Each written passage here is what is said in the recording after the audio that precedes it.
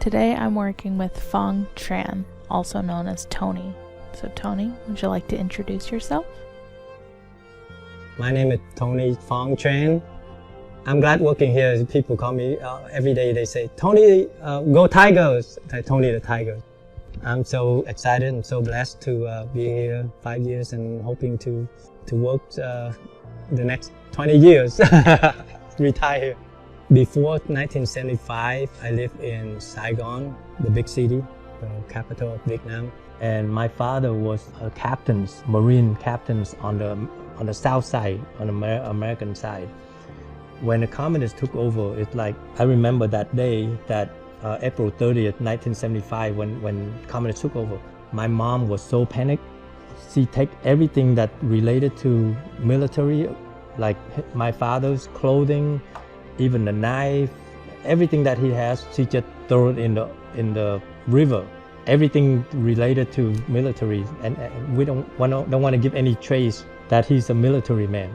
But they know, as soon as they took over, the next day, suddenly all the people who wearing military clothes and with gun and all that is your next door neighbor. They've been the communists for all those time, and you didn't know. No, communists, they have their own law. We call it a jungle law. It's the communist doctrine. Today they say one thing, tomorrow they can come and just in the middle of the night, they can just go and grab you and your family never see you again. My mom and dad decided, let's go to the countryside as far as possible. When my dad grew up, his countryside would be it's called Bạc Liêu, which is farther to the south. My mom and dad take the kid, which is 3 boys, 3 girls. I'm the oldest in the family. And I was 9, so you can imagine 9, 8, 7, 6. So 6 of us and my mom and dad moved to where my grandmom is. But life there is not easy. Life there is not like in the city. In the city, my mom and dad know how to make money, know how to work and make money. My mom have to take care of all the children, and I have to be the one who find food. The age of 12 years old, I have to kind of be the man of the house in the family to help bring food home. And I do whatever it takes to bring food home. At that time, when the communists took over in 75, a lot of people trying to get out of Vietnam, trying to escape the communists to get out. They take everything that belonged to them, the money, the gold, diamond, whatever they have. One day, I just got out from school and go home. And like any kid, I was 12 years old, and I remember I was playing with my friends, and then my sister come and say, Brother Phuong, you got to go home now. And like every other time, I said, oh, you go home first. I'll be right there. I'll be home. And she know I'm not doing that right away. So she said, you have to. This time you have to. So she's just waiting for me to go home with her, and I did. So I went home. They dressed me up right away. I have no idea what it is. The next thing I know, I'm on a boat, and the boat just backing away. And I'm just saying goodbye to my mom, the other 5 siblings, brothers and sisters, not knowing that I won't see them until 14 years later. I just go to school, and one day here I am on the boat. The way the people get out of Vietnam, one is to escape the communists, and one is to pay. You have to pay a lot. I mean, pay all your life saving. If you escape, usually you go on a boat that with 30 people or less, and a small boat. But the reality is most of the time, 99% people wouldn't make it, because you get flipped over and drowned. Or if you get caught by the communists, they will put you in jail as long as they want, and they will take everything that you have, your house, your everything. By paying legally, if let's say you happen to you go out and then the storm pull you back, you lose everything, but you don't go to jail. You lose everything you pay, but they don't take your house. They return all that. So my mom and dad decided to do that way. But but to do that way, you don't have enough money to pay for everyone to go. So there are only 2 people, which is my dad and I. You're on a boat with 296, I remember, 296 people. Still full, it's still all packed. From top to bottom, it's all packed with people. Now you can go. Now you can leave Vietnam. But they're tricky. They by the time they say, okay, you can go now, they wait until when the tide go down. So they say you can go, but you can't go because the tide go down. Because now that they come up to your boat and they will say they're gonna do the counting. There was a lot of people that trying to escape. They don't have money to pay, but they're trying to get on the boat. There was many incidents where situations like that, people will climb up in the back and trying to hide it or hang in the back of the boat, trying to go on a trip, and most of them get caught. I remember that there was this person, he's 18 years old at that time, and people were telling him, get out of here, get out of here. We don't, because when they do the counting and here you are, you have to enact on a person, they will cancel the entire trip. Nobody take that chances. So they yell at this young man, say, get out of here. And he was crying. He was like, please don't let me, I need to go. Please don't let them know all that stuff. So my dad at that time, so he knew that he have to do something. He need to save this young man. Told the people, hey, let's keep him here. He looked like one of us. People don't like the idea, but they respect my father. They say, okay. So he's with us. He joined in with my father as a family of 3. The travel is supposed to be 3 days, 3 nights from Vietnam to Malaysia. That's the plan. But within 24 hours, we got robbed by the first pirates, which is from Thailand pirates. We have no idea. Their boat is so much bigger than ours, run much faster, and they prepare for that. We didn't know. They just ram into our boat so hard, and we got scared. We was worried that it's gonna sink. They take all their time to rob, do whatever they want. We were so panicked. And they even take the time to remove the whole engine, the boat engine. So at that time, so many people are crying and pleading, say, why are you take the engine? You don't need the engine. We need the engine for the trip. They don't care. They just check to make sure the valuable, anything that valuable, they'll take it. And the rice, the water, or they throw it in the ocean. So after the first incident, almost nothing left other than the clothes that you wear. However, there are people, the belonging like the gold, the watches, all that, you have to hide them. That's your saving to trade for food. So people hide it. Whatever they have, they hide it. And these are professional pirates, so they know. So what happened is when they come the second time, when they know that you're already being robbed, it's not easy for them to steal again. Therefore, they're pretending they're a good guy.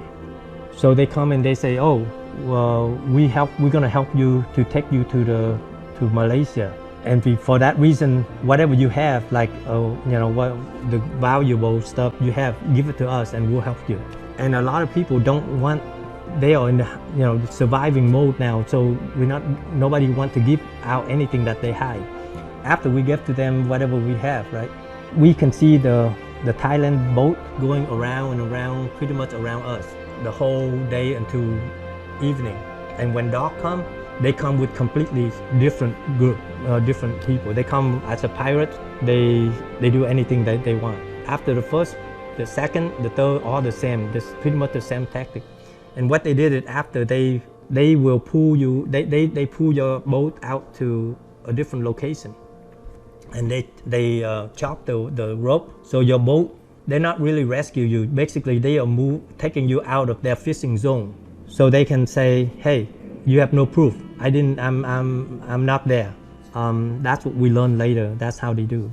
On the 3rd day, 4th day, 5th day, there was a time that we are so desperate. The people, a lot of children die of thirst and diarrhea. Because we have rice, but we can't cook them, and we have to cook them with the ocean water. And it just, everybody have diarrhea, and the kid one that die first. At this point, people don't care anymore. So they will pray, hey, come and rob us if you want. But when they come the first time, they will let you eat and drink. They will give you food, a little bit of food, because that's their tactic. Brother Min, he's a survivor. Once my dad accepted him, and so he just blended in with my dad and me as a family of 3. And I have no idea. I just call him Brother Min. He called my dad brother Ken, but I call him brother as well. So that's all I know. I call him brother. We still owe him everything. The reason is he's the survivor. Every time that the Thailand pirates come and rob us, or whatever reason they stop, if he's not the first one on their boat, he will be the second one to get water, to get food. He's very fast. I don't do anything other than always stay in the cabin below, cabin where the engine is, way inside. All I know is I just stay one place to save my energy and to save the water, to protect the water. All I have is just the clothing that I wear, but I protect the water and I have a Bible. One day I remember I woke up that woke up and you lost your water because people will steal it. They wait for me to sleep and they stole the water. And that's like more valuable than anything else. But then the next day I would have water again because of Brother Min. I remember seeing people get so excited, and the reason is they saw birds flying for the first time. People seeing the shadow of land. So there are 7 people volunteer. They're trying to find volunteers who know how to swim, who can volunteer to go. Guess what? One of them is Brother Min, and then they just swim there to find somebody to rescue. 4 hours later, 4 people come back, and one of them is Brother Min. Those people, when they come back, their body got bitten by fish all over. And this is a tiny fish. If the big fish, you would die already. But he came back, and with the other 3. On the 26th day, and I remember I told my dad, "Dad, I'm going to sleep." I just remember he reacted completely different this time. He just said, "No, wake up." So he pulled me up, and he just tied me up to a rope and just tell me to jump into the ocean, to the sea. By the time he pulled me back up, I'm kind of awake and have some energy, a little bit of energy left. My dad just know that if he don't do that, I would just go to sleep forever. On the 27th day, like any other day, another boat come by, fishing boat. And they always come by starting like a fishing boat and then become pirates, right? But this time, the assistant and the captain, one of them speak English and one of them speak French. So they was able to communicate with us. And you just know that these are the real good people because they cook everything they have. They have lots of rice, lots of food, fish, and everything that they have, and they feed us. And they told us that, hey, tonight we're gonna rescue you. These fishermen pulled the boat in the dead of night toward the shore. They instructed the refugees to sink the boat once they were on land. By sinking the boat, the country of Malaysia where they had landed would not be able to send them back. The refugees were interrogated for fear that they were communists after learning that they had sank their boat. They were then transferred to another Malaysian island before they were sent on to Indonesia. In Indonesia, Brother Min found some friends in the camp and parted ways with Ken and Phuong. Because of Ken's work in the military, he was soon offered refuge in Germany. Ken asked his son if he wanted to go to Germany, but Phuong wanted to go to America. 3 days later, they were accepted into America. Of course, I owe my dad everything for the life that I have here, me, my wife, and my children. Without him, I wouldn't be here. But at the same time, I owe America everything, the freedom that I enjoy, my children enjoy, and so for me to have the opportunity to work here, the American dream is my blessing. My life experience with Thailand pirates, horrific experience, I still believe that there are more good people than bad people out there on this world. There may be situations where people who, that's easy for me to say because my family don't have a lot. For family who have their child or die by the Thailand pirates, they would always see Thailand as a enemy, at bad people, or visit people. But for me, I think I realized, in the end that one Thailand fishing boat that rescue us, they take their risk, their life, all the risk that they're willing to rescue us, and that I wish I know who they are so that I can thank you them. But I know I can think, in my heart, I know that they have, say I'm a Christian, they have a Christian heart, they have a good heart. So that I do believe that there's still more good people on this earth than bad people.